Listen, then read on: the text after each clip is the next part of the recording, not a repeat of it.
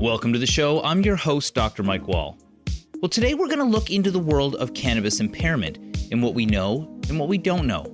As cannabis is legalized and readily available, confusion still exists among many about how it may or may not impair them and how long the effects of it last before we're back to normal function.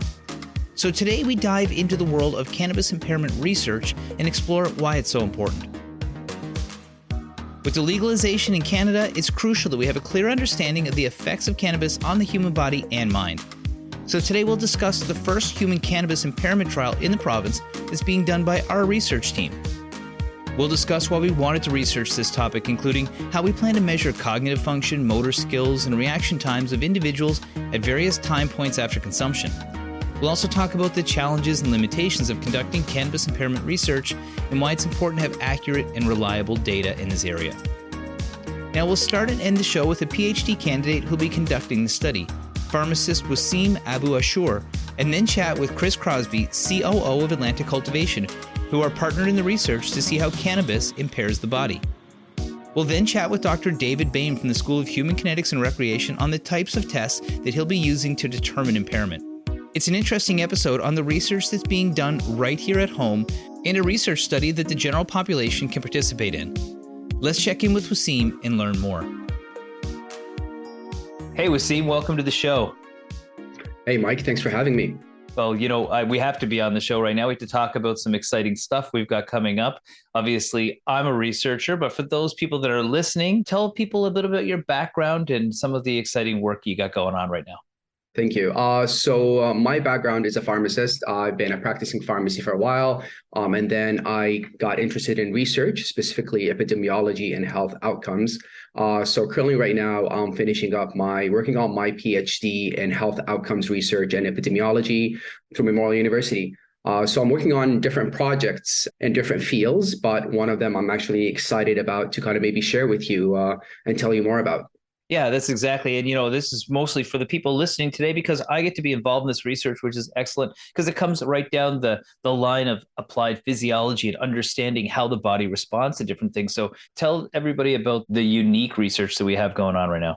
We're working on a cannabis project, Mike. We have very limited understanding of impairment of cannabis on certain timelines. So we really wanted to understand how cannabis affects different people at different timelines. So as you know, cannabis has become more widespread and consumption has increased within Canada, right, since legislation. And one thing is that the impairment or how it affects people, it's different from one person to one person, depending on what form they consume, how often they consume it, and vice versa. So this is kind of where it kind of sparked. We really wanted to understand the impairment that cannabis has on the general population and how it affects them, how it affects their cognition, how it affects their physical function, to perform their daily functions. Mm-hmm. So that's kind of like what we started working on. And basically we wanted to look at people who are not regular consumers of cannabis. So infrequent users of cannabis, because, there's a lot of the general population who are not that regular users of cannabis. So that's basically the kind of our research question.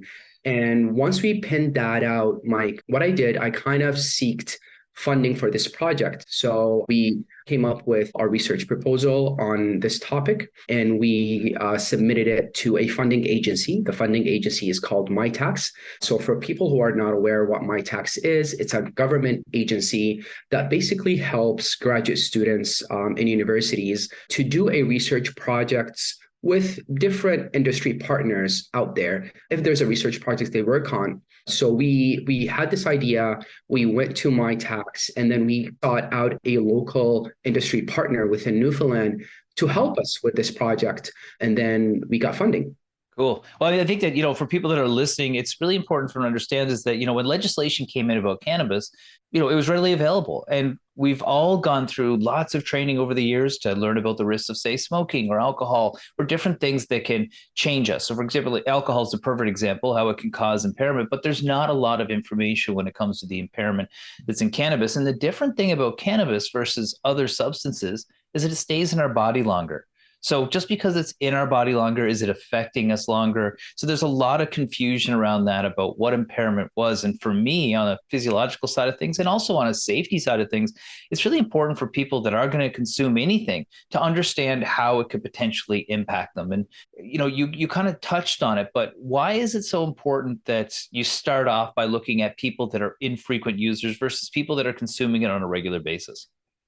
No, for sure. That's actually a really good question, Mike. The thing is with, like I mentioned, it affects people differently, but people who are infrequent users, those are the people or the part of the population that would actually be affected if they do consume cannabis. But the thing is, like you said again, and what the literature is out there, the degree of impairment, how much it would affect them, we don't really know. There's not a lot of information, first of all, on how much it would affect them. It would actually affect their, physical function or capability of doing their work.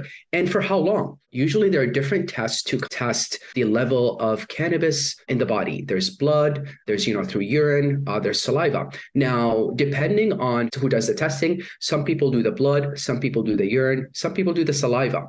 And depending on each test, the levels of cannabis in the system would vary depending on the test. Not only that, this is kind of what made us want to test this more and study this more. We wanted to see the correlation between, is there actually an association between the level of cannabis in a body at a certain time after they use cannabis, and would that actually affect their function? So one of the things that I think is very important, we're hoping to come out of the study, is that if there are certain traces of cannabis in the body, either through urine, blood, or saliva, first of all, how much is enough for someone to say it would actually affect them or affect their function? We have a lot of people, either they do rotational work or, they go back to an office after a vacation or whatnot. Now, if they are infrequent users and they had edibles or they smoked cannabis at some point, and then they went back to their workforce, if there's any traces left in their body, would it actually be correlated to impairment of function? They're not capable of doing their job. So I guess this is where we really wanted to understand, first of all, that we wanted to target this section of the population. And those people would actually be the type of population that will be affected by cannabis. We also want to see the association between cannabis, if there's any traces in the body that would actually have any effect or correlation to their function. Right. Well, I mean, that makes sense. So what we're saying is that essentially somebody who is an infrequent user of cannabis potentially have a more profound effect on the body because they're not as accustomed to it. Secondly, cannabis stays in the body longer. So just because it's in the body, does that constitute an impairment over time? And then we have to base impairment on different tests. And one thing that really stood out to me when we started looking at this initial question was most of the impairment tests that exist look at things like driving. Right. But the type of tests that we're going to be looking at are going to be very different than that. We're going to be looking at physical tests, some cognitive tests, some problem solving, some balance tests, things that are more complex in nature that may relate more to that person that's going to an industrial setting or doing a job that's safety sensitive to see whether or not that impairment's going to last over a long period of time. When you go and do this, maybe you can walk the people through the various steps that need to be taken in order to do a study that involves something that actually impairs people. Just to add on that, Mike, also a lot of studies that, like you said, when they did look at impairment of cannabis, either driving, which a lot of studies have looked into that, or just, basic cognition, a lot of them looked at a specific timeline, which is, within a few hours, 24 hours, 48 hours. So one thing we brought new and we're hoping to shed more light on it is we wanted to see on a longer scale, right? So we wanted to do testing in different timelines. So what we're hoping to get participants involved in our study, and the ages of people who would be eligible to be part of our study is between 19 years old to 65 years old. The reason we have that, we wanted to have a range of adult population just to get any idea of how it would affect different people at different ages. And what we're hoping to do once we get those participants, we're hoping to do the basic test just to see how the baseline of their physical function, cognition function. We're also going to take some blood samples, urine samples, and saliva swabs. So this would act as our benchmark. And then after that, we're going to give them a type of cannabis. As you know, there's depending on the THC or the CBD concentration. So the one that we'll be providing, the THC concentration, which is an active concentration of cannabis, would be around 16%. And the CBD is going to be very, very small. It's not even going to be 0.09%. So like I said, for people who are infrequent users, we agreed on working with researchers and also with our industry partner that this would be an appropriate choice. So once we give those people that sample to smoke it, and then we're going to do different testing, Mike. And this is where kind of I go back to different timelines. So the testing that we wanted to do on different timelines. So we start by an hour after they smoke cannabis, and then 6 hours after, we're going to see the physical function, cognition, and we're going to do the blood, urine, and saliva swab. And then we're going to do it again in 12 hours, and then we're going to do it again in 24 hours, again in 48 hours, and then later again in 7 days.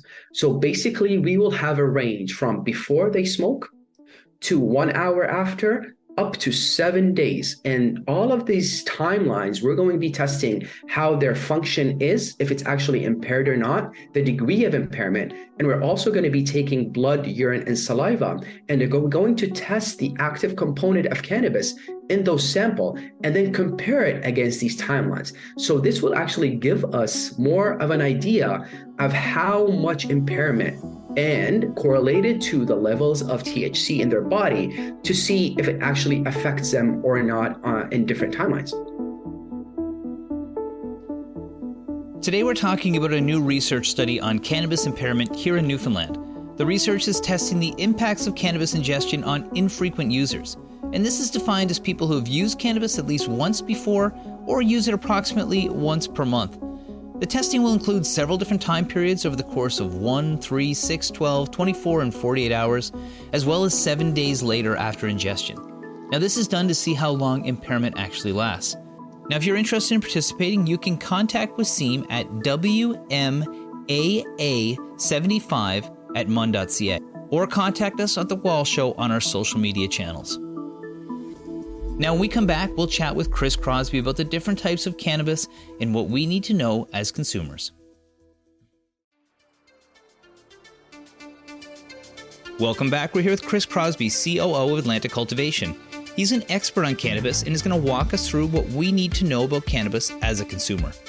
Let's check it out. Hey, Chris, welcome back to the show. Hey, Mike. Pleasure to be on again. No, that's great. I always love picking your brain. You know everything about cannabis, and you are the COO of Atlantic Cultivation. Can you tell me a bit about your organization? Yeah, certainly. Atlantic Cultivation was founded after I returned home from living in California, and they had very early days medical legalization in North America called Proposition 215. So I had been growing for a collective group of patients there and graduated from university. And as I was working in the oil and gas industry with my family business, Trudeau got elected, and then obviously the promise with legalization of cannabis started to be talked about. And I think I remember drawing the building on Atlantic Cultivation on a piece of graph paper in about 2017. And then it took several years to go through the licensing process to find people that believed in the opportunity as well, which very luckily we found two other Newfoundland investment groups. And it's a fully Newfoundland run organization and Newfoundland owned. And after several years of construction and working with the government on an employment agreement to create jobs in the cannabis industry, they gave us additional retail licenses. So in the last 2 years, we've opened up 8 different retail stores, and we have a fully functioning cannabis cultivation and processing facility. And we are one of the largest growers and processors in Atlantic Canada. Well, yeah, I've been up there. It's quite an operation, I got to say. And there's so much to it. It's not a simple plant, let's put it that way. And I know you could talk literally for days on all the different aspects of it. But if you were to give our listeners sort of a Cole's Notes version on what cannabis is and what the different properties of it are, what would you tell us? Cannabis is a miraculous plant.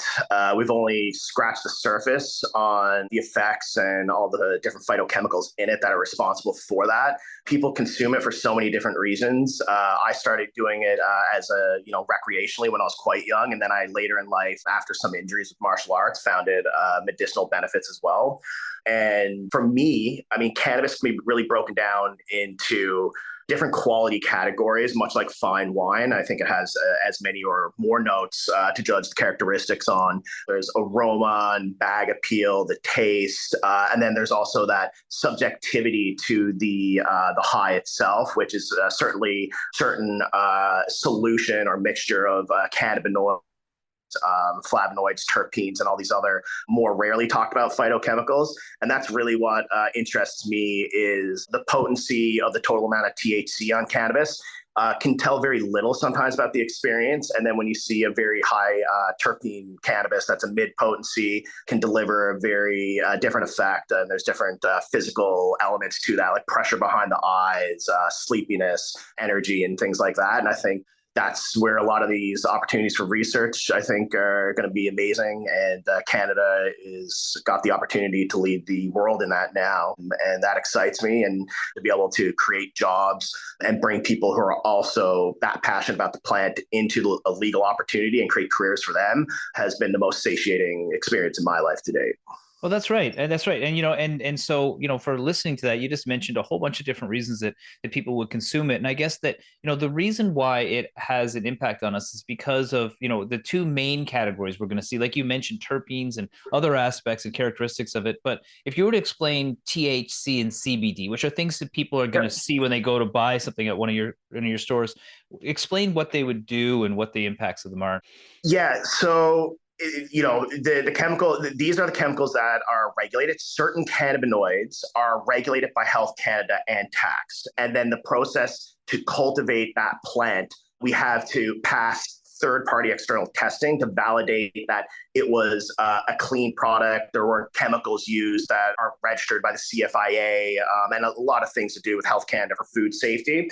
Now, what's interesting is, like you said, when you come into one of our stores, the main driving marketing decision for most people in Canada at the moment is going to be the THC percentage. So the total amount is basically directly contributed to the potency and the effect of the cannabis. Unfortunately, there's a lot of elements that are deeper than that really drive, I think, consumers to have a good experience. But because of the regulations by Health Canada and what has to be stated on the front label, we do only test for THC and CBD at the moment, which is interesting because there's whole other cannabinoids out there that aren't even regulated, such as Delta 8, Delta 10, and all these new chemicals that are converted from CBD through a conversion process and have the same psychoactive effects, but they're not even talked about or regulated. And it's just a whole world of chemicals out there that can have these effects on you.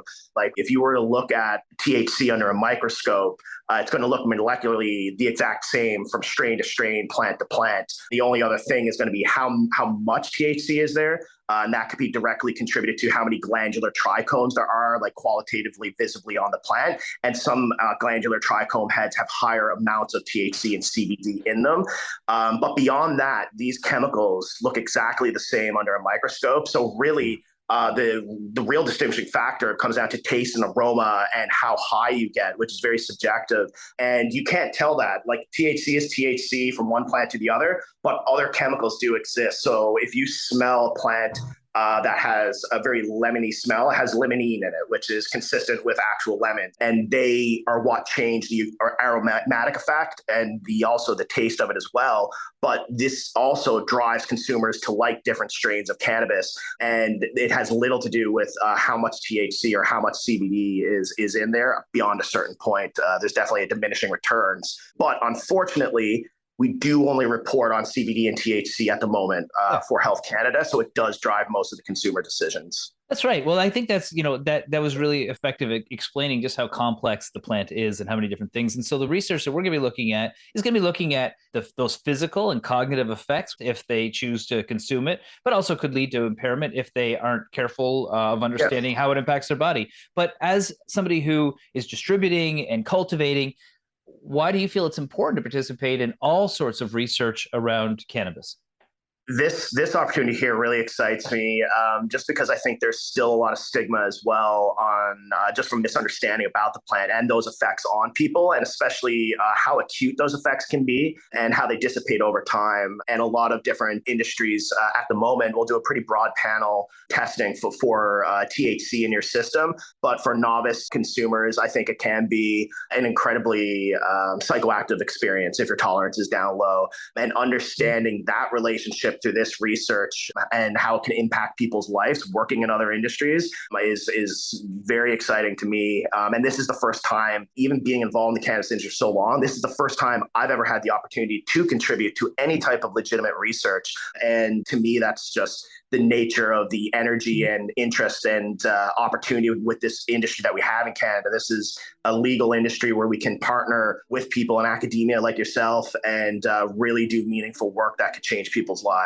And this is very exciting for me. I agree. And, this is the first human subjects that we're going to be using for cannabis impairment and for cannabis effect in the province. So it does open up the door for lots of other things going forward. So I really appreciate you sharing your wealth of knowledge with us. Like I said, I know we could talk for hours and hours and hours on all the different things because you really understand the industry and the plant. But for anybody listening, I'm sure they got a lot out of hearing you today. Thanks so much. Thanks, Mike. My pleasure. Today we're talking about a new research study on cannabis impairment here in Newfoundland. The research is testing the impacts of cannabis ingestion on infrequent users. And this is defined as people who have used cannabis at least once before or use it approximately once per month. The testing will include several different time periods over the course of 1, 3, 6, 12, 24, and 48 hours, as well as 7 days later after ingestion. Now this is done to see how long impairment actually lasts. Now, if you're interested in participating, you can contact Waseem at wmaa75@mun.ca or contact us at The Wall Show on our social media channels. When we come back, we'll chat with Dr. David Bain about the various physiological tests that can be used to test impairment and why he chose those tests for the study. Stick around. We'll be right back.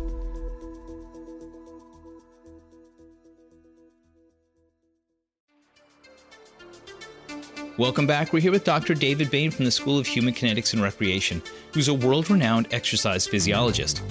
He's going to share what kinds of tests can demonstrate impairment and why they were chosen for our upcoming cannabis impairment research. Let's check it out. Hi, Dr. Bain. Welcome back to the show.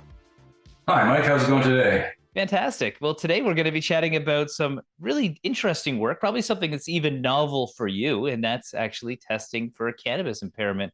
Now, you're a physiologist, but maybe we could start off by talking about what impairment really is. Like, what's the definition of somebody being impaired? Well, an impairment is a decrease in performance or detriment in performance.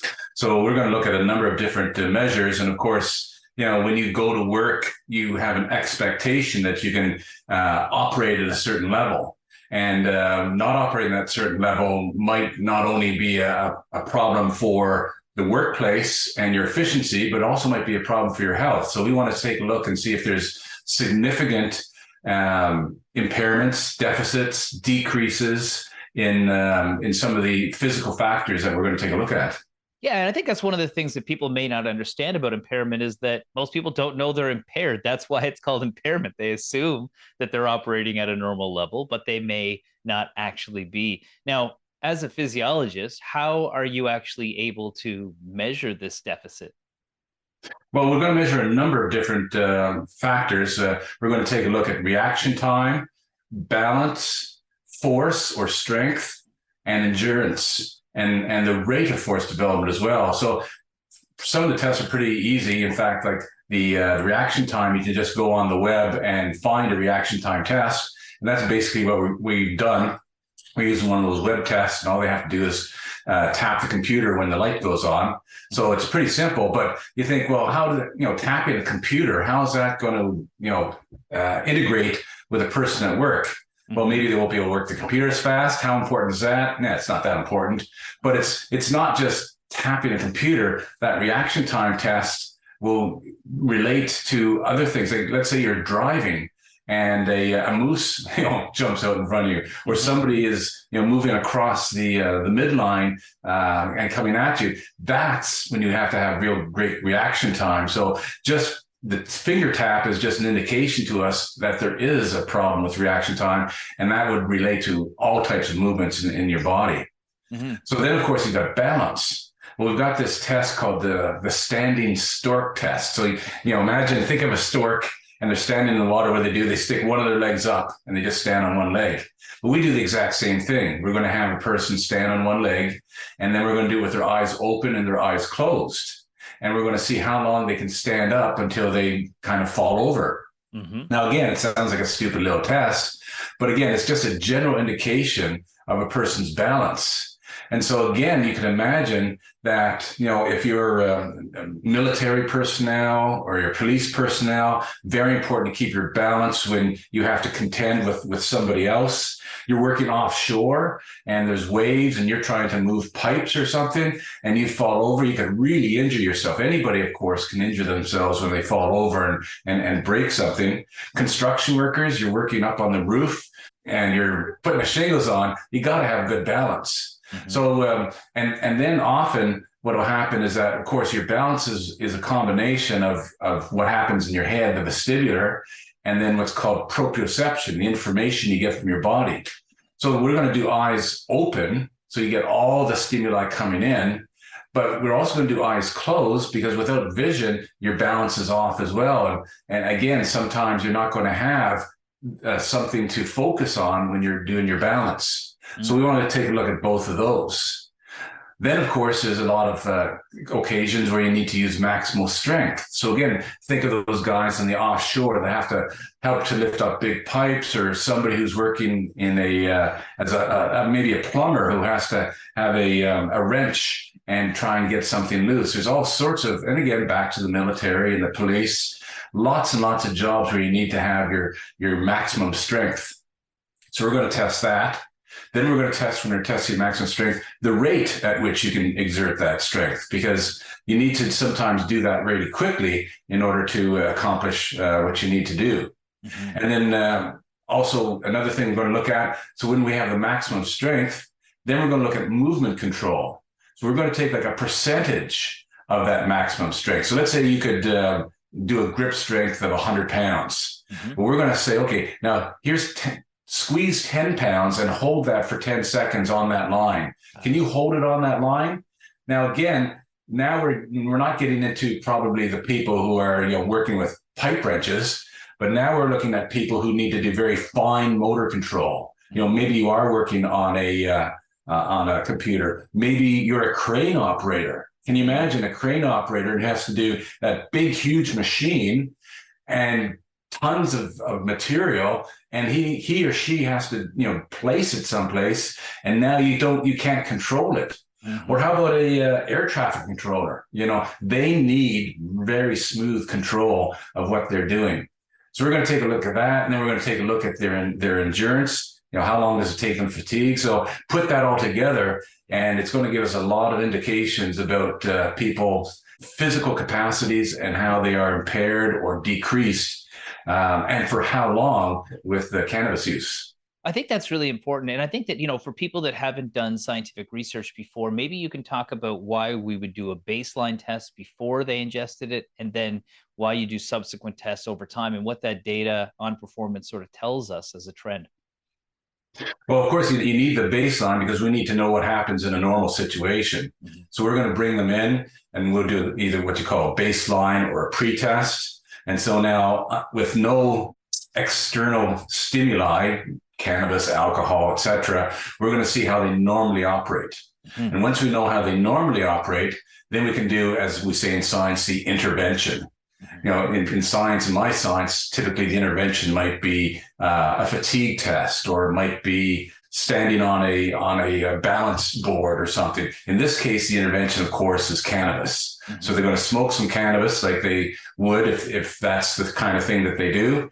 And then we want to see, okay, how long does it work? Because there's all sorts of regulations around. Because the regulations are different across provinces regarding when you can go back to work after you smoke your cannabis. Mm-hmm. So can you go back to work, 6 hours later, or 12 hours later, or 24 hours later? You can imagine, if you're not familiar with cannabis, most of us are familiar with drinking alcohol. And if you overdrank one night and you get up 6 hours later and you've got a hangover, you're still not going to be normal. Mm-hmm. So I wouldn't want you operating a crane if you're coming to me and you're hungover and you were drinking 6 hours later. Right. So how about cannabis? You smoke cannabis 8 o'clock, 9 o'clock last night, and then you have to get up 12 hours later. Is there still, if you've got, some jobs, it's not really crucial to be really precise. But like I said, crane operators, military people, air traffic controllers, we need precision, and people's lives could be in danger if you don't have that precision. Well, and I think that's one of the things that, gets confusing is that cannabis is different than something like alcohol, which clears the system relatively quickly. Cannabis remains in the system, so it may still show up on a test whether or not they are impaired over a long period of time. And you had to go through the various research when you were designing these tests. Is there a bit of a gap when it comes to what's been researched in cannabis when you compare it to something like alcohol?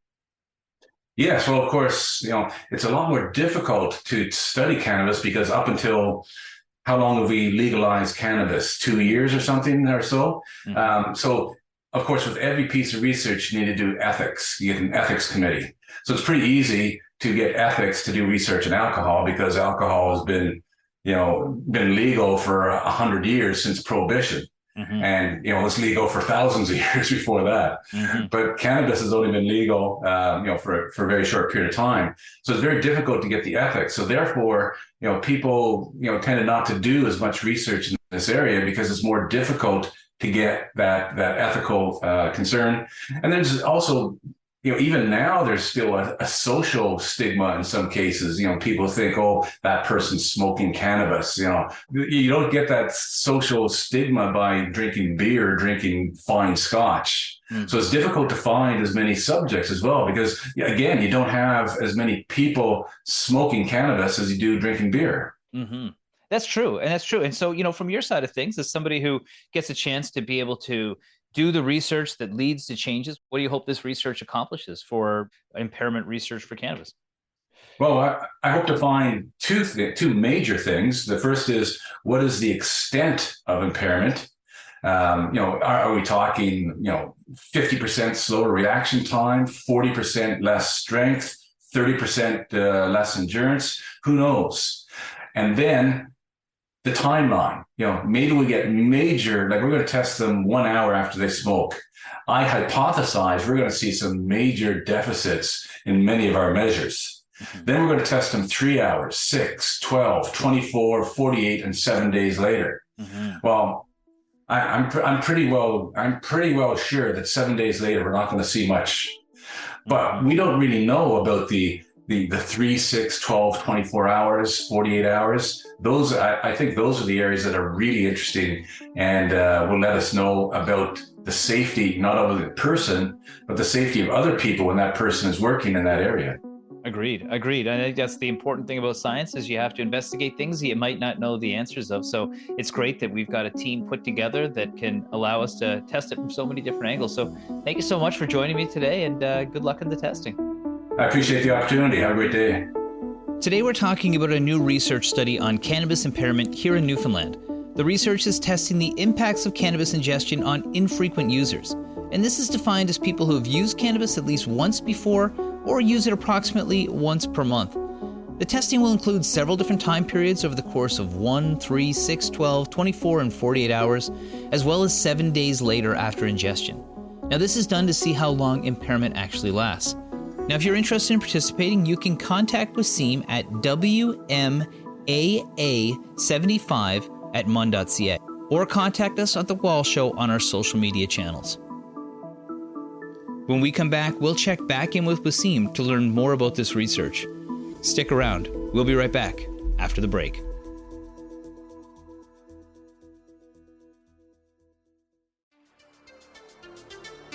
Welcome back. We're here with Waseem Abu Ashour, who's a pharmacist and PhD candidate who'll be conducting the cannabis impairment research.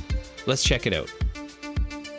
If somebody wants to be involved, it sounds like they have to be on site and they have to go through a little test. And obviously, I know this testing regimen for people, but maybe you could give them a quick summary of that and then tell them how they could get a hold of you if they wanted to be a subject in the study. No, for sure. And I also just wanted to bring out this point, Mike, maybe to reassure anyone who's interested in being a part of this study or wanting to know more about the study. So we actually applied officially through a grant application process and we got funding for the study. Not only that, we did apply through ethics in Newfoundland. So this was reviewed by the ethics board. They looked at our proposal in detail. So they looked at it and then we got approval to our study. So everything is legitimate in that sense. We do have the resources and we do have the space. Now, the way, I guess, like I said, the testing that they should be more aware of is that it's just the different timelines of testing. As I mentioned, the test we're going to be doing to test the physical function and cognition function, that's going to take about half an hour to do the test. And then the other half an hour will be done by a registered practice nurse that they're going to be taking blood, urine, and saliva. And then we're going to repeat it again an hour after, and then 6 hours after, 12 hours, 24, 48, and 7 days. So every time they come in, they're expected to stay on our site for an hour. And then depending on when is the next test, they would stay until the next test. They do have an option of going back to their place and then coming back. But it's very important for us to have those specific timelines to do the test. Okay, so walk me through this protocol. So essentially, people get tested at baseline, they consume a form of cannabis, and then they are put through this gauntlet of tests. First, maybe you could tell me what some of these physical and cognitive tests are. And then secondly, do people have to stick around for 7 days straight in a lab, or do they get a chance to get a break in between their testing? No, that's very fair, Mike. So the testing basically is going to be done, like I said, it's going to be done by our team. So a part of our research team, as I mentioned, it's you with Faculty of Medicine. And also we have a researcher in kinesiology, another researcher in pharmacy as well. So the kinesiology team, what they're going to be doing, they're going to be testing the patients or the participants with regards to how the grip, the function, focus. So there's specific tests that are going to be done, but that test is only going to be around 30 minutes of their time. Now, after that, a nurse will take a blood sample, urine sample, and a basic saliva swab. As I mentioned, we have a baseline, and then they're going to smoke cannabis, and then we're going to do another test an hour after. So obviously they're going to stay on site for that. Now, the third test will be around after 6 hours of the testing. This is where the participants would have an option. Either they would stay on site, and we do have couches, we have meals, snacks there for them to be comfortable until the next test is, or they have an option of us sending them home. As you know, after they smoke cannabis, they're not even not allowed to drive or anything like that. So we're going to make sure that they get home safely if they decide to, or they stay there for the 6 hours. Now, with regards to the 12 hours, 24, 48, and 7 days, no, they go back to their house. And then once the next testing comes in, they come back to our site. And again, I will trust this, that we will be responsible of getting participants back to their place. They don't need to drive in or out of our study site. Mm-hmm. And that's important. I think that, you're studying impairment, and obviously they can't be impaired when they're going to do those things. And, for people that are listening, human ethics trials and putting things through these rigorous processes, these are, first of all, are essential for proper research. But secondly, what they do is they're compared to best practices. They ensure the safety of the individual. They ensure the research question is worth looking at it. So it's a very rigorous process. And, when you talk about the research that's been done in the province on humans when it comes to cannabis, maybe you could explain just how novel this research is. No, for sure. Honestly, Mike, we're really excited about this research for different reasons. Number one, I think we're shedding light on cannabis use, first of all, in the province and also in this general population. Again, we're looking at how much impairment it would cost on different timelines. And as I mentioned, in the literature out there, there's not a lot of studies that have been done the way that we kind of designed our study, number one, and also the timeline, which is up to 7 days. Another thing we're very excited about, this is going to be the first study to our knowledge that's going to be done in the province on actual participants and doing the test to see the impairment and the blood levels. So it's very novel to our province, and it's very novel in this area as well. And it's great that, we've got industry partners, we've got funding agencies, university that are all interested in finding this answer. And I think it's very responsible by all parties to be able to determine, what is the impairment level, how long does it last, so that people can use it responsibly and understand the impacts before they consume it, because it is legal substance and people do have a choice to use it, but it is up to them to make sure that they understand the impact it's going to have on them so that they can be safe and keep everybody else around them safe. Now, as a researcher, you obviously chose to do this. What makes you most excited about this research, and what would you tell somebody that's listening that might want to be getting involved with this and about why they should participate? No, that's very fair. Honestly, the reason I'm very excited about this, just because, like as I mentioned, cannabis has become very widespread within Canada, and consumption has increased. But what we're most excited about, we really wanted to understand does the effect or the magnitude of impairment of cannabis in different timelines. And especially when people want to know how would it affect me in my life, in my daily life, with school, with workforce, or if there's any testing going to be done through a saliva or urine. So we're going to have a lot of information on that to shed light on this topic. Especially as I mentioned in Newfoundland right now, this is going to be one of the first study that's done of its kind on active participants, rather than just, looking at studies that are out there in different population, in different countries, maybe different regulations. So I think it's very exciting to have that locally in our province. Another thing I would also want, I kind of mentioned the process of doing the study. I want to reassure again that the participants, whoever is listening out there that might want to be a part of it, number one, you would actually be actively participating in generating results for our study to be used in our province and for people who want to know about impairment in cannabis. So I think that's number one. Another thing is that you should know that this has been thoroughly reviewed by the ethics committee, and we have a competent team of researchers who are going to be there. We have competent nurses, they're going to be there as well. And the tests that are going to be done, they're not going to be invasive. As I mentioned, the tests are going to be done about the physical function. It's only going to take about half of an hour of their time. And the samples are going to be done. It's only going to be blood, urine, and saliva sample. With regards to getting to the site of the study and coming out of the site of the study, we're going to be taking care of that. So I think it's a very exciting opportunity we have there. And I hope someone who really wants to know more about impairment of cannabis or wants to be a part of generating results for the study should definitely try to kind of approach the team or approach me. I'm more than happy to go over the process again with anyone who's interested, either by phone or by email. And before any participants would start or is interested in starting being part of the study, we do have a proper consent form, meaning that the consent form will have details exactly on what is expected of the study, what is expected of them, and what is expected after they finish the study. And that's going to be explained to them line by line, details, so they have no doubt about anything. Great. Well, why don't you give those contact details right now for everybody listening so they can jot them down and give you a contact if they're interested in participating? Yeah, for sure. So anyone who's is interested, you can contact me. So my name is Waseem Abu Ashour.